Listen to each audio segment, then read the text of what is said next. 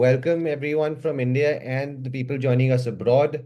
Good evening to everyone joining. Good evening to everyone from India and morning to the ones who have joined us across from America and different parts of the world. Again, very difficult to get it very accurate.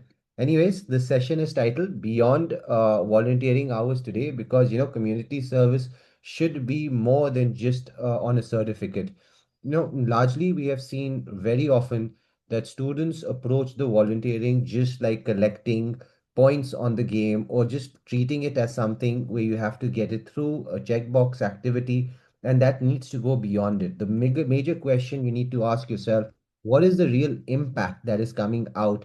And it's not just being counted in terms of hours and weeks, right? It is a concept that you are going to put onto the common application, but while you're planning it up, you have to think where it comes from creating outcomes. So today we will talk about the meaningful real world community services, right? We would have a person who's going to take us right through the whole activity, Sapontara, and normally you'd see me referring to as Tara as well.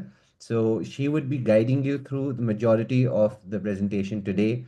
And meanwhile, I'll first get the overall introductions done and then I'll hand over the presentation to her.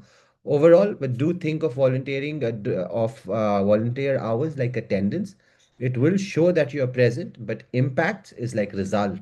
It shows that you made a difference, and that is the major thing that counts while you're thinking on this activity. So by the end of the session, you'll have a rather clear framework to move from just random volunteering to purpose-driven service, the kind of activities that helps communities very specifically and builds the student's profile in an authentic and credible way. And always remember the universities abroad or people joining us from America, the universities in US, the universities in UK. It's not just about going to the university and taking, I would say, value from them, but it's about giving value to those institutions, and that's how they look into your applications. Now, let's get started, right? I'll first clear up the Let's Unbound. So Let's Unbound began with a simple yet powerful mission, to build skills, confidence in elementary and middle school students through various educational programs in STEM, in life skills, in mentorship. And, as these students advanced to high school, their needs evolved, and so did we. We began seeking guidance. They began seeking guidance for college admissions, and that's where we listened. In response, we expanded our services from seamlessly integrating the application storytelling, the admission strategy into our already strong mentoring framework. Now, by combining personalized learning, skill development, and targeted admission support, we guide students right from their early academic years to top global universities. Today, Let's Bound has impacted more than 4,000 students across 25 countries, delivering more than a lakh 25 hours of mentoring.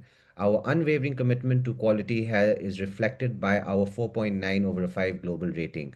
We are really proud to have partnered in the past with organizations as STEM.org, as Harvard Students Agency, Arizona State University Prep Digital, which has really ensured students have received a truly world-class educational experience. At Let's Unbound, we don't just prepare students for, I would say, an exam or just for a course. We're preparing them for the complete undergraduation education experience while looking into that high school educational experience, preparing for that later part in their life. And eventually, how all of this should really prepare you for your overall life, if I would say in that way. uh, the visionaries behind the organization, right? On your left, you have Amol. He's a serial entrepreneur. He's an education visionary with experiences across Tata and Exceed, which is India's largest school ed tech platform. Amol has helped upscale impactful educational solutions across 2,000 schools in 6 countries and impacting more than 250,000 students. He's really known for his ability to blend business thinking with on-ground realities and has been instrumental in helping various startups from IIT Bombay and beyond to succeed in this educational space. On your right, you have got Professor Nishant Chawla. He's a mentor, he's an educator. He's really the brains behind many of the learning pathways that we share. With 14 plus years of experience across academia, industry, he has counseled more than 1,000 students and has designed curriculum solutions right from K-12 to executive MBA programs. He's an alumnus of SP Jain, a top-rated teacher and a proud mentor of change under Atal Innovation Mission Niti Aayog. right? That those are the first two co-founders. I am also the third co-founder within the organization. I've spent my last 12 years within counseling, consultancy, within investment and edtech both. I started my professional journey with Jaguar Land Rover, moved and worked with Citibank, Standard Charter, and within the education space, I've worked with organizations as Crimson and Added Education. And currently, I head the whole strategy aspect with the organization, working with students' profile and getting them prepared for this application journey. Now, moving on to the speaker for for the event today, Tara is a development sector professional and a researcher with 3+ years of experiences in just specifically social impact projects. She holds a graduation degree in developmental science from Institution of Development Studies, University of Sussex, which is a globally ranked #1 in the field. What I really appreciate about Tara's work is that it sits at the perfect intersection of community service, education, civic engagement, and it's grounded in research-driven, globally informed perspective. She's also authored multiple research papers and she's approaches the social impact that we should approach anything that matters with evidence-based practice, critical thinking, and ethical responsibility. Her core interest revolves around participation, social awareness, collective responsibility, with a special focus on helping young people engage in community service that is, really reflective, inclusive, and genuinely socially responsible. A quick analogy before we, welcome her. Think of community service like building a bridge. Good intentions and are just the starting point, but the research, the structure, and the responsibility are what makes it strong enough to carry that right kind of impact. So just please join me in welcoming Tara to the presentation. Thank you for the introduction for us. Hi, everyone. Good evening, and thank you for joining us today. At the very onset, I want to sort of lay out the structure for today's webinar, especially the part that I'm going to talk about. So, we will look into what is community work, what is the importance of community service for admissions, what admission officers look for, and what they do not reward. What does meaningful community service look like, and what are some pathways that students can take? In the end, I'll also share with you a case study of a student who took on an exemplary community work, and we'll look into some awards, accreditations, and networks that can validate your work and lend credibility, right? So, before we talk about admissions, outcomes, or pathways, we need a sort of shared understanding of what we mean by community work. This term is very loosely used and often incorrectly. So, so community service is not simply volunteering, as has already been mentioned. It is not just helping someone, and it is not a checklist item for applications. At its core, community work is any sustained effort where a student uses their time, skills, or ideas to address a real need beyond themselves, right? So, every part of this definition matters. Let's take it bit by bit. So, the first part is sustained effort. Now, community work is not defined by one day drives or short campaigns. Community work begins when students stay involved long enough to understand the problem, the people affected by the problem, and the limits of the possible solutions. Right? The second thing is time, skills, or ideas. Now, impact is not limited to just physical labor and logged hours, right? What matters is contribution, not just physical presence. The third is a real need beyond oneself. That's the third part of the definition, and that is extremely critical. Community work does not begin with what looks impressive or convenient, right? It begins with noticing a real issue that exists independently of the student. Okay, so now that we have some clarity on what community work actually is, the next question that naturally follows is why does it matter so much in undergraduate admissions, especially in highly selective institutions? So, most students approach this question from kind of the wrong direction, right? They ask, how do I stand out? And the instinctive answer always becomes do more, lead more, collect more, and show more, right? But selective colleges are not rewarding just volumes, they're evaluating impact and engagement. So, from an admissions perspective, the goal is to not identify the most accomplished teenager in isolation. The goal is to build a functioning campus community. So, admission officers are kind of asking a very forward looking question here, that is, what kind of person will the student be once they arrive here? Right? This is why community work matters the most. It is one of the few parts of a student's profile that exists outside the formal evaluation. So there are no grades, no standardized benchmarks, and no guaranteed rewards, which means the choices students make here are deeply revealing. Now, admission officers also read community work as an evidence of engagement with people, with systems, and with responsibility. I'll give an example here. So, suppose two students volunteered with the same community learning program that runs weekly sessions for underprivileged local children, right? One student attended regularly and delivered the sessions as was planned. He did his job. The other student noticed that the attendance of the children each week was dropping. That student spoke with the families to understand the drop off, adapted the sessions to better fit the students' needs, and stayed through a difficult period to sort of rebuild the attendance. So, on paper, the hours may look similar, but in an admission office, though, these applications are going to read very differently. I'm going to quote a Harvard admissions officer here who sort of puts it very plainly that we are looking for citizens and not just high performers.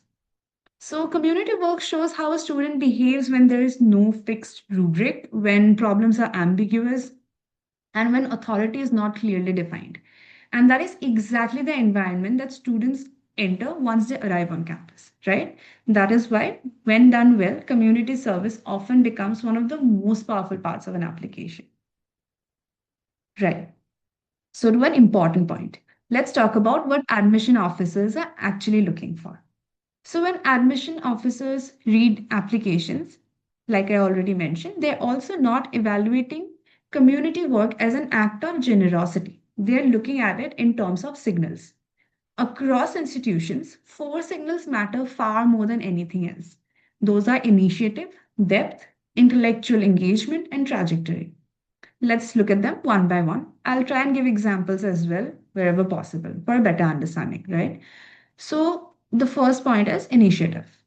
The first question admission officers often ask, usually implicitly, is that did the student identify the problem themselves or did they only participate in what already existed?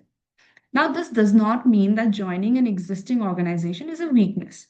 Many students go to do excellent work within established NGOs or schools, right? So, what matters is whether the student merely occupied a role or whether they shaped the work in some way. Now, initiative shows up when student notices gaps, proposes improvements, redesign ineffective processes, or create something because nothing appropriate existed to address the issues. So, again, one example here. Imagine two students help keep their school playground clean. One student picks up litter every day after lunch. That is good and helpful and it shows care for the school, right? But the other student notices that the playground gets messy, mostly near the snack stall. They ask why, and they realize that there are not enough dustbins nearby. So they work with the teachers to add bins and put up simple reminder signs. Now, both students have shown care about their school, right? But the difference here is not of effort, it is of taking initiative. The second important signal is depth. Depth is often mistaken for just time, right? But it is also about continuity. Admission officers are not impressed by long lists of unrelated service activities. Rapid movement causes between causes often signals exploration without commitment, or worse, resume optimization. So, what stands out instead is sustained engagement with an issue over time. Depth allows learning to happen, right? So depth becomes visible through increasing responsibility, refined interventions, clearer articulation of the problem, and more honest reflection. The third signal is intellectual engagement. This is very important because this is where many applications kind of fall apart. So admission officers read hundreds of essays about helping people or giving back. While sincere, these phrases tell them very little about the student. So, what they're looking for instead is evidence of thinking. Intellectual engagement means that the student did more than just act, they analyzed and then acted. So, for example, again, I'm taking a student's example here that a student might begin a project assuming low attendance is due to lack of motivation, right? But later realize that it's actually driven by household responsibilities or transport barriers for the learners. That shift in understanding is what is intellectual engagement. So, this includes studying the problem before intervening, recognizing unintended consequences, grappling with ethical or systemic questions, and adapting based on feedback. The last and the fourth signal is trajectory and coherence. So, admission officers look for a logical thread running through the students' activities. This does not require everything to align with an intended major, but it should reflect growing clarity and intentionality. So, the cause will matter less than the pattern of thinking, and it's actually the coherence behind the thinking that matters the most. Remember, without coherence, even impressive accomplishments can feel scattered, and with coherence, even modest work can feel purposeful. Okay, so it is also just as important to understand what does not carry weight in admission. So, admission officers are quite explicit about it. They do not reward activity just for its own sake. There are a few forms of community service that consistently carry very less weight. The first is quantity alone. Right? So, large number of hours by themselves do not impress. I have already mentioned it repeatedly. So, hours without ownership or responsibility read as participation and not engagement. Second is one day drives or token participation. So, isolated events can be useful in terms of exposure experiences, but they do not really constitute meaningful community work on their own. The third is passive involvement.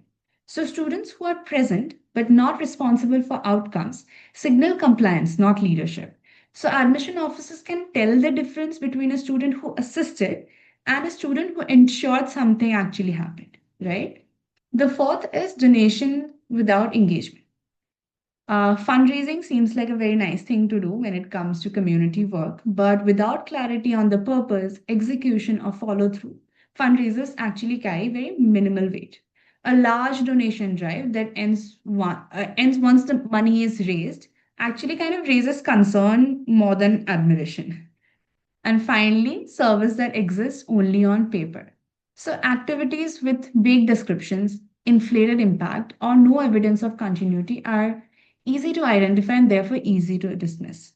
In short, admission officers are not asking how much did the student do. They're asking how did the student operate when placed in the real world. Okay, so let's sum up what we talked about and talk about the do's and the don'ts. Let's start with the do's here. So, admission officers consistently value initiative. That's something that we should keep in mind. They value sustained commitment, they value thoughtful engagement, and they value the ability to articulate learning clearly. Now, on the other side, what they do not value is they do not reward quantity alone. They do not reward one day drives or token participation. They do not reward passive involvement and they do not reward donations without engagement, as well as they do not reward service that exists only on paper. So, what's important to understand here is that admission officers can always tell when involvement lacks authenticity. Okay, so let's understand the process of building meaningful community work step by step. Okay. So meaningful community work becomes sustainable only when the students slow down in the beginning. So these first three steps are about discipline and not ambition, right? So step one is to start with a local bounded problem. One of the most common mistakes that students make is starting too big. They say they want to work on poverty, education, or climate change, or healthcare. Now, these are not problems, they are domains of problems, right? Effective community work begins when problems that are specific, local, and observable. So, for example, learning loss in one municipal school cluster is a problem. Education in India is not a problem, it's a domain, right? So admission officers respond far more strongly to specificity than scale because specificity signals that the student understands what they're actually engaging with. Step two is learning before acting. Once students identify a problem, the instinct is often to act immediately. This is understandable, but oftentimes counterproductive. Like I already said, meaningful work begins with learning and understanding and taking stock of the issue. Step three is defining a clear, realistic scope. So, after learning comes boundary setting. This is where many initiatives either become sustainable or collapse. Defining scope means being clear about what the work is trying to change, what it is not trying to fix, and how much time and capacity realistically exist. So, focus scope protects both the student and the community. It allows consistency over time rather than bursts of unsustainable efforts. So, admission officers value this kind of judgment because it reflects long term thinking and self awareness. Okay, to the next part. So, once students have identified a bounded problem, learned from the context, and defined a realistic scope, the next four steps are about consistency and accountability. So, step four is designing a simple, repeatable action. The strongest community work is rarely flashy, it is repeatable. So, this might look like weekly tutoring, regular mentoring sessions, or ongoing research and documentation support. The goal here is not intensity or visibility, the goal is consistency. Step five is staying long enough to understand and learn. So, in the early months, work often feels inefficient or unclear, right? What matters is whether the student stays through that phase, adapts when things do not work, and refines their approach as well as builds trust. Step six is documenting the learning and change. Documentation is extremely important. It is not about marketing your experience, but it is about evidence. This can be very simple, brief reflections, notes on what worked and what did not, attendance records, photographs, or basic logs. Remember, documenting what failed and did not work out is also extremely important. Documentation allows students to speak concretely about their work later. Without it, the reflection kind of stays vague. With it, learning becomes visible. The last step is taking responsibility for the outcomes. This is actually the defining shift in meaningful community work. Students move from helping to being accountable. It means that commitments are honored, decisions have consequences, and students take them on. So, this is the point at which community work stops being just an activity and becomes a learning environment. Right. So, I'm sharing the landing page of an app that a student associated with Let's Unbound has recently built. He's passionate about dogs, and with the current laws around community or street dogs in India, he felt he could use his computer science and coding skills to do something about it. Now, it's not a huge agenda that he has taken on, but he has built an information app that helps normal citizens like you and I access and find information about vets, rescue teams, laws, and awareness, local feeders, etc., so that we can support the dogs in need if we want. You can now notice that the student took on a very local problem, understood what the gap is, defined the scopes and boundaries by not taking on a lot and limiting it to just one city, and did something using his pre existing skills that is simple, repeatable, and sustainable. Right. So, up to this point, we have talked about how meaningful community work is built slowly, locally, and responsibly. Now, once student stays with the work long enough, a very natural question starts to emerge. What does this turn into? Does it become an organization? Does it become a fundraiser? Does it stay informal? Does it need structure at all? Right? This is where a lot of confusion and honestly a lot of unnecessary pressure enters the conversation. So I want to be very clear about this. There is no single pathway for community work. What matters is whether the form the work takes actually fits the work itself. In practice, most student led community engagement ends up following one of the three broad pathways. Now, none of this is better than the other. They're simply different responses to different kind of needs. Okay, so pathway one is an initiative that might eventually become an NGO.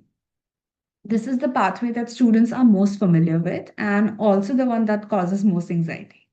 So many students assume that if their work is serious, it must become an organization. This assumption is incorrect. At the student stage, building something meaningful almost never starts with registration or legal structure. It starts with showing up week after week and taking responsibility for something that did not exist before. So, when admission officers hear that a student has started an initiative, they're not thinking about paperwork here. They're asking much more basic questions actually. Did this actually run? Did this continue when it became boring or difficult? Did the student understand the limits of what they could realistically do? So it is also important to be clear about the legal reality around NGOs, especially in India. I think it's true for most countries that minors under 18 cannot legally register, sign for, or govern an NGO, right? But they can absolutely initiate and run the work informally with adult family members or guardians acting as legal trustees or directors when required. Now, pathway two is a focused, responsible fundraiser. This pathway is often misunderstood and because of that, often done poorly.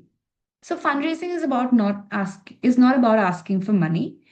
It is about taking responsibility for how the money is used. Right? So when students treat fundraiser as a shortcut to impact or visibility, admission officers notice immediately. What they're looking for instead is judgment. A strong fundraiser is always specific. It answers four very basic questions, right? What exactly is this funding for? Why is it needed now? Who's accountable for the execution? And what happens after the money is raised? If a student cannot answer these questions, the fundraiser is premature. Admission officers do not care about the amount raised in isolation, right? They care about clarity, follow through, and closure. This is why a small fundraiser that is transparent, well documented, and responsibly closed is going to be far stronger than a large one that disappears once the target is reached. So fundraising works best when it supports work that already exists. It should be a tool, not a substitute for engagement. There's also an important decision making signal here. Sometimes the most responsible choice is actually to not fundraise at all. Some problems may require just time, consistency, and presence, not money. So, a student who can recognize this requirement is actually demonstrating better judgment than the one who fundraises simply because it seems impressive. So, from an admissions perspective, knowing when not to fundraise is as valuable as fundraising will. The pathway three is building a community around shared action. This is actually one of the quietest of the three pathways and often the most underestimated. Some of the strongest community initiatives never become organizations at all, they become communities. Now, this usually happens when the work is built around repetition rather than scale. Someone shows up consistently, others begin to join, leadership is shared rather than formalized. This pathway works particularly well for neighborhood level projects, environmental action, peer learning groups, or ongoing civic engagement. So, admission officers are very comfortable with this form of work because it signals patience, consistency, and kind of the ability to sustain effort without external validation. This is also why students should not feel pressured to convert meaningful work into an organization or fundraiser if the work does not require it. So choosing to remain informal can be a sign of good judgment, not lack of ambition, right? What matters at the end of the day is not which pathway a student chooses, but whether they choose it for the right reasons. Okay, so now once the real work is done, sustained, and well judged, recognition sometime follow. But they come last, not first, right? Let me be very clear about the role of awards and recognitions in this entire conversation. So they're not the entire work, they sit on top of the work. So admission officers think about recognitions in three broad ways. First is awards. Awards validate impact after the work has already happened. Second is networks, recognitions, etc. These amplify and legitimize sustained work over time. They often provide mentorship, visibility, or continuity as well. Third, contests and challenges. These test ideas and execution under expert review. They're useful laboratories, but they do not replace long term engagement prior to that contest or challenge. Okay, so I've listed a few credible opportunities here. Of course, this is not an exhaustive list by any means, but more so to give you an idea. Take a look at it for a beat.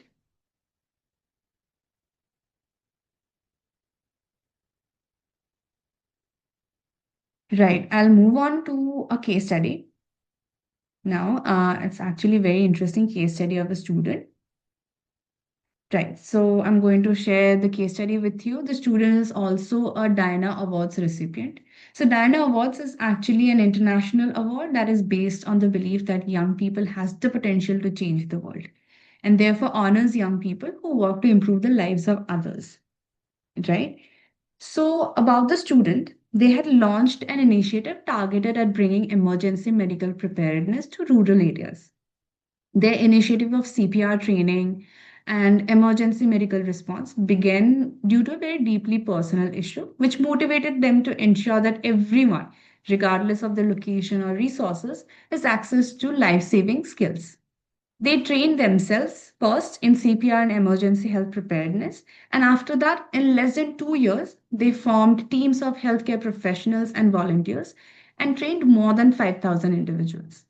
These sessions used to take place in schools, factories, and villages, ensuring that participants from diverse backgrounds gain essential skills. They also introduced the concept of health messengers who are local representatives who continue training others in their communities to keep on the sustainability factor. So, additionally, they partnered with local hospitals to establish ambulance services, creating a support system for their emergencies. So, their CPR initiative aims to save lives and improve emergency response capacities, especially in situations of roadside trauma.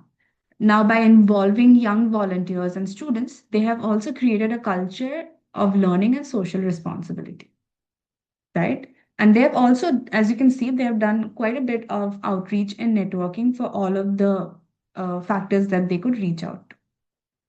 So now in this case, the students started with the problem identification. That was their first step. And recognizing a gap in emergency medical preparedness in a rural area, right? The next phase that they took on was capacity building. Before even trying to scale anything or teach other people, the student focused on learning themselves, getting trained in CPR and understanding emergency response systems with medical professionals. Then came piloting. They began with small local training sessions in schools, factories, and villages, using these early efforts to refine the model. Once the approach worked, the focus shifted to leadership and team building.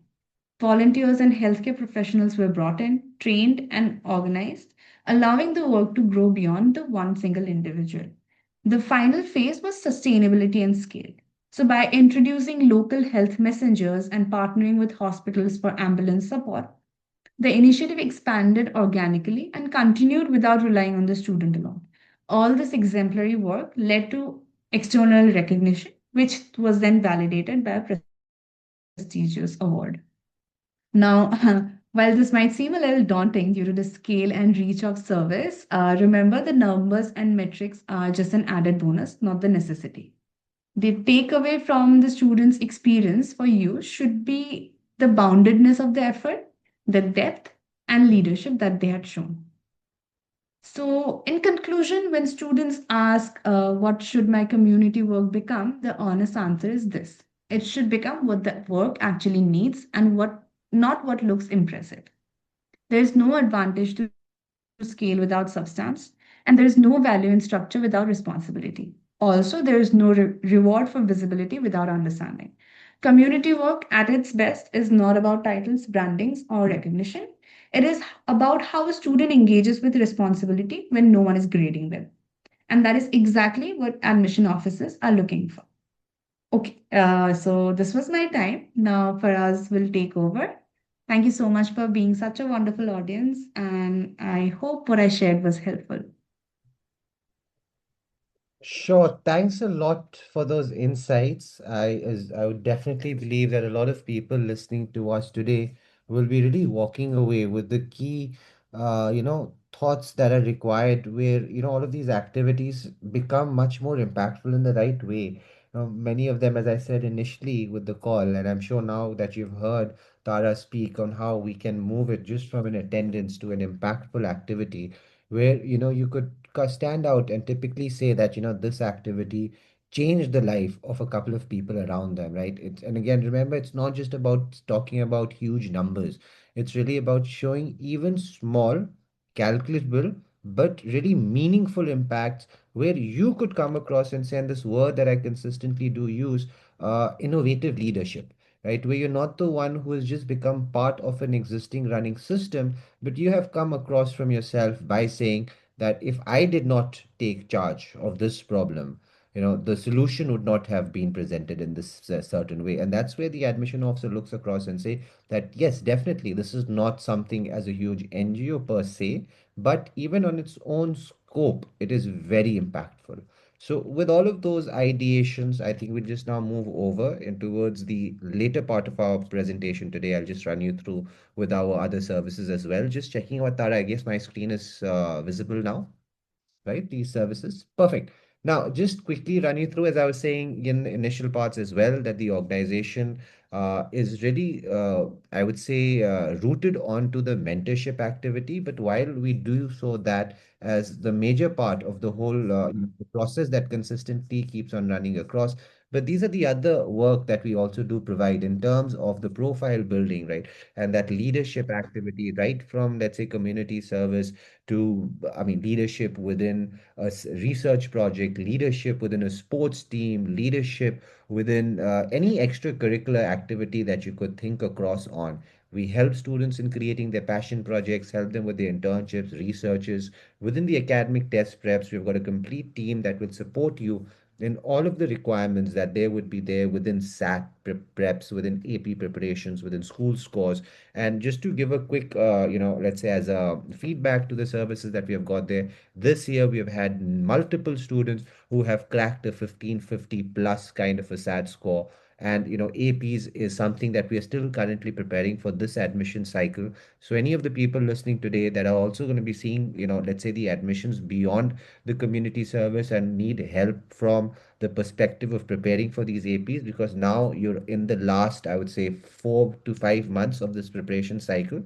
And just one more thing, adding on to those APs, if you have decided the AP that you're going to be doing, please go ahead and register ASAP, because many of these institutions get pre-booked and these seats again are offered on rolling methodology. So to make sure that you have registered and you're in place, and also do get connected with us if you need any help in terms of timelines, in terms of understanding the course material, and obviously the mentorship as well. And finally, the last thing that we always do with our students, the storytelling part, the university selections, work in terms of the personal statement, essays, the perfect representation required on those two aspects. And obviously, the most, I say, the overlooked document in the application, the letter of recommendation, do start again on it early, and that's somewhere that we do also provide support on. And just to back the claim that I said, that we help students right from their elementary to middle school to high school years, you can see the kind of academic support that we do provide in terms of maths and STEM tutoring within core skills of coding, moving across to public speaking, mental health.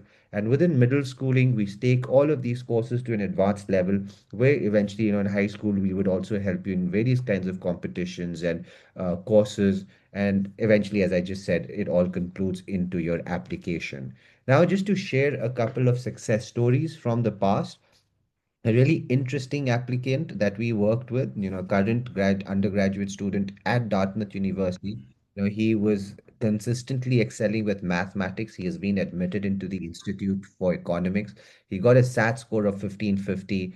Fantastic with an essay writing as well, beyond the STEM mathematical skills, where he participated on the essay competition at Oxford. He is a national level basketball player, a talented solo singer, performed at various charity events. And also, he founded his own NGO. So that's again that whole same part of me saying it wasn't just a participation at an NGO, but it was that innovative leadership rather than that institutional leadership. And again, it's not just that one thing because he created the community service, so he got that admission. It is that overall strong profile and accomplishments, right, that earned him that place at Dartmouth University. And it's that same kind of theme that I will again repeat when you see another admit that I'll be describing again, which went into Rice University. While we just on the topic of sharing across the various success stories that we have gotten, the current admission cycle is also going quite well. Till date, we have till this cycle, we have had more than $1.5 million of scholarship being awarded to our students. Our kids have gotten admission in this current running cycle. Two of them have just cleared the Cornell University applicant. We've got a student that has gotten into Carnegie Mellon. While you're looking in terms of UK, you also do have Imperial College, King's College London, and and University of Edinburgh as well. Within USA, big names as even USC. We have gotten a couple of students even as at MIT. We've also looking a lot of students that are going across to Purdue from, for example, and also all of those various universities as Rutgers. You've got SCAD, you've got Penn State, University of Birmingham, State Arizona, Drexel. So these are all of those very successful applications that I would like to share across with all of the people who have joined across to us today. And again, so this is just a few reflection of the success that we have been able to create. And any one of you guys who are interested in getting more information from us, it's not just your presentations that we are typically putting across week on every weekend. So do join us across again in the next month. We will be shortly giving out all the topics coming up for the next coming February, but we will be really focusing a lot on US citizens, UK citizens settled abroad, and how they need to be taking their whole application forward. So that is one of the core themes of the information that we're going to be putting out next month. And all of this information that we share really stays from the ethos of our organization, in which we believe that admissions and its information is supposed to be an equal level playing field. We want to put out as much as information out there so all of you can make informed decision of your futures.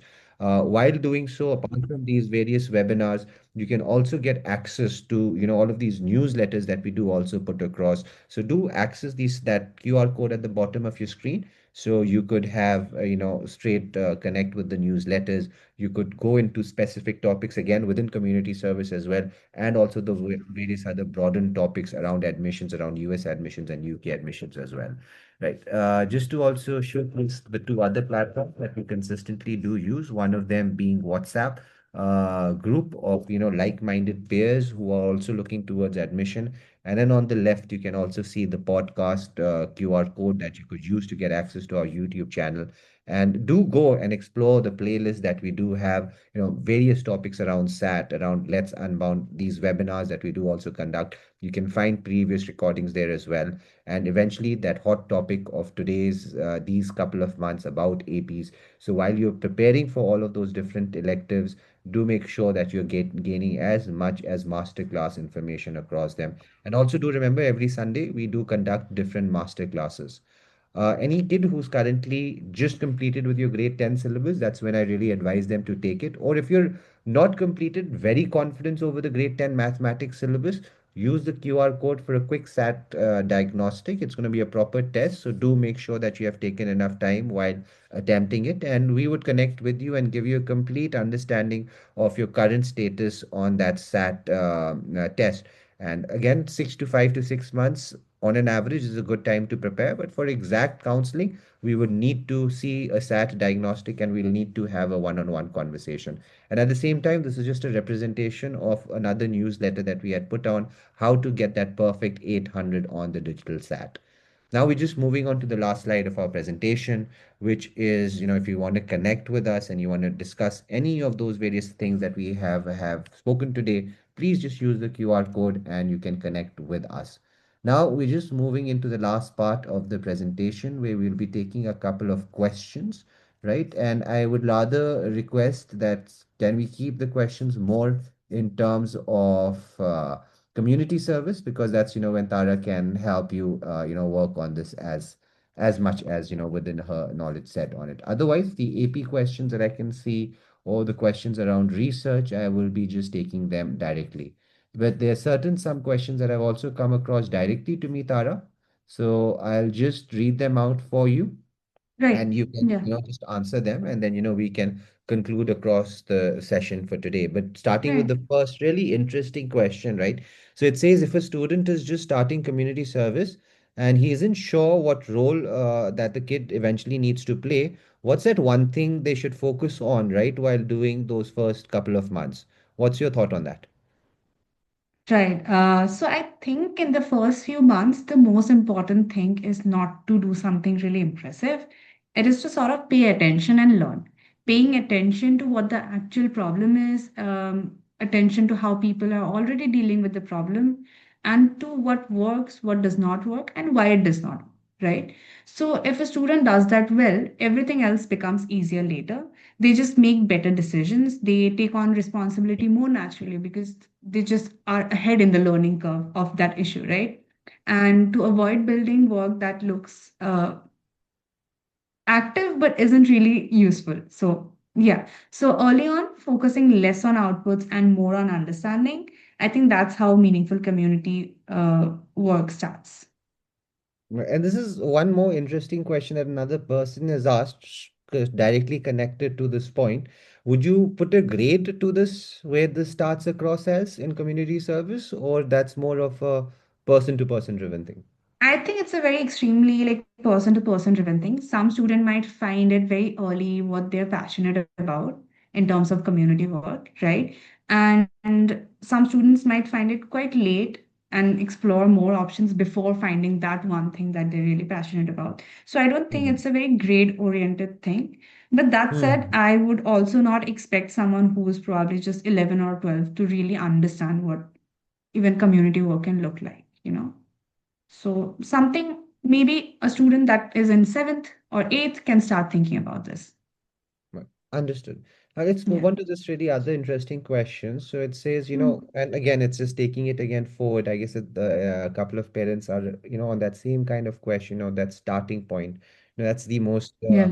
difficult part, I guess, of any project. And it Yeah. also comes across, so when the student starts the community service at a young age, they often do not know what, they're really good at, and what the degree would be. So how do admission Mhm. officers view students who, try different roles within the same projects before, really finding where they can contribute the best? And again, that's that starting block, I guess, if you could again Yeah. expand from Yeah, this. I think that's also completely normal. And I also feel like admission officers kind of expect that to happen. If someone is starting community work young, no one expects the student to know immediately what they're good at, right? So, Hmm. trying different roles within the same project or similar projects usually reads as learning and not confusion.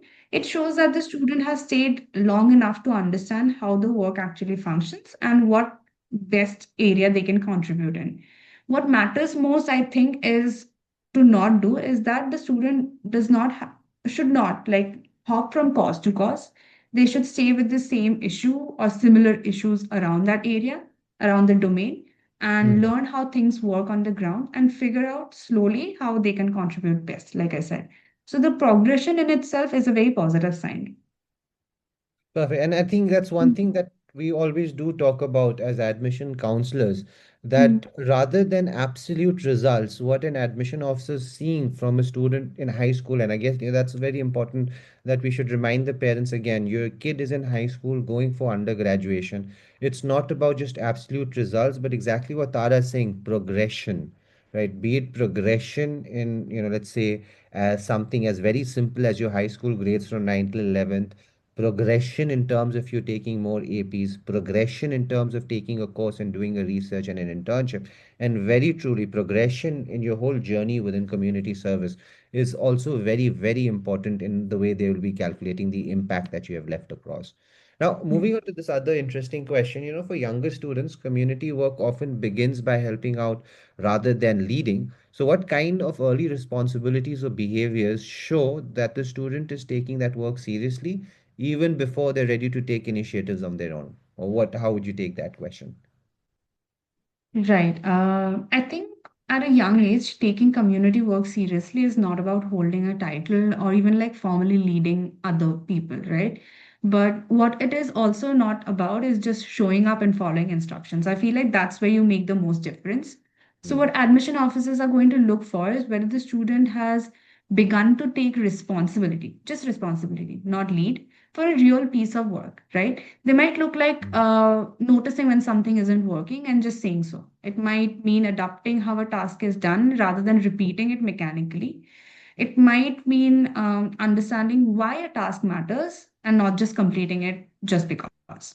So, a student who can explain what they are responsible for, what they noticed, and how their thinking's changed over time reads as far more serious than someone who just lists hours or roles, you know?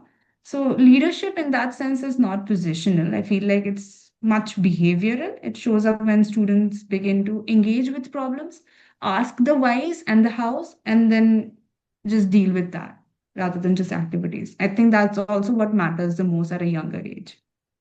Perfect. I think that really puts it out perfectly. And I think we'll take this as the last question because, this is something that, Okay. we should cover across. And this is something where students start fearing a lot, which is failure, right? And I think this Hmm. question is really looking to address that kind of a problem there. Normally, with all applications, it is always imagined that you're trying to showcase a perfect journey. We did speak about progression. Progression Yeah. doesn't mean to show perfect step one after the other.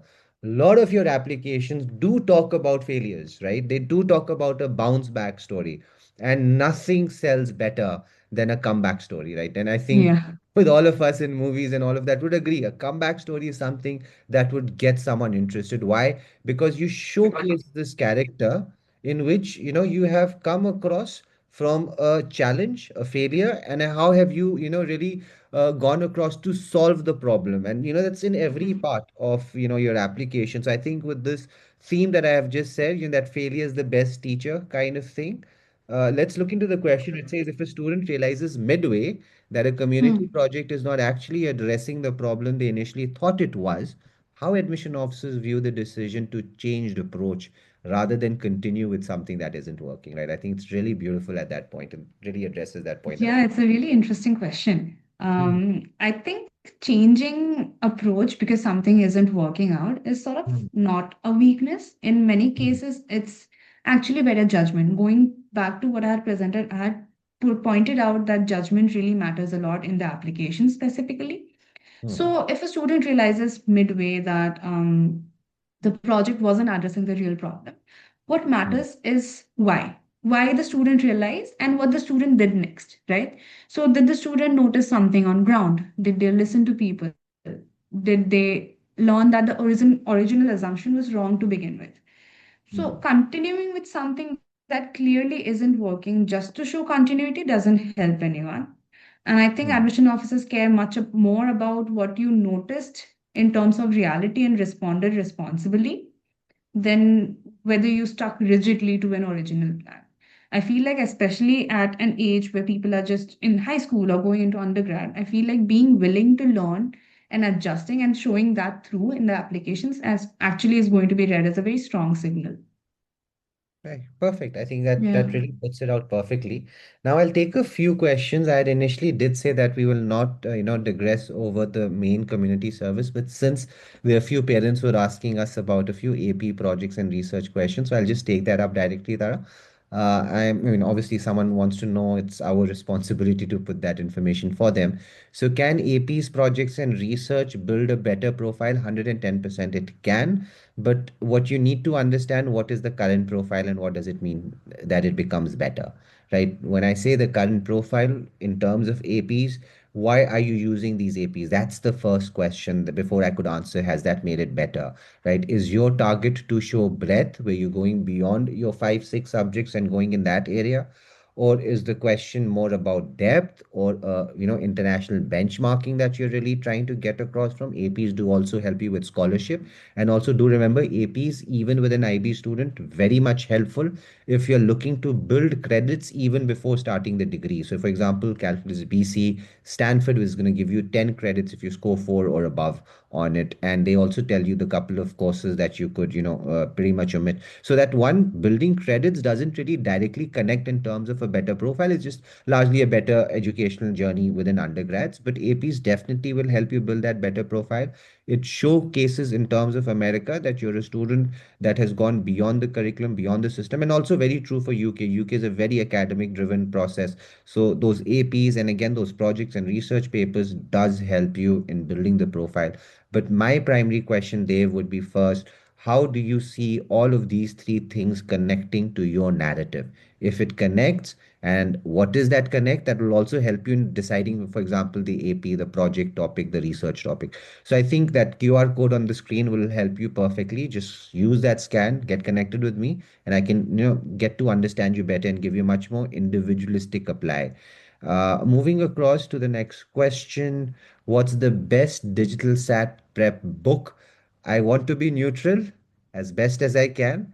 But having said this, our own mocks this year, this is not just saying reflection from the final grades that we have gotten, but one of the key thing about, I'd say, the prep material should be that whatever mock you do should be the exact reflection on what you get eventually.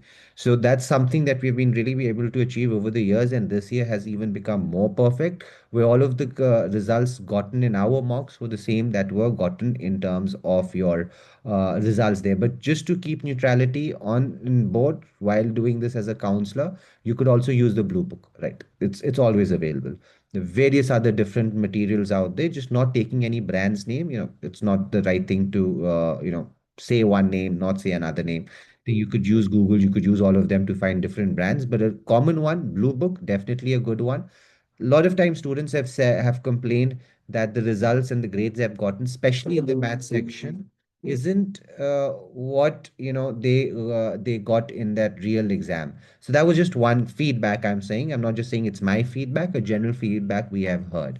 Now, moving on to another question, does Let's Unbound help students in research plus publish?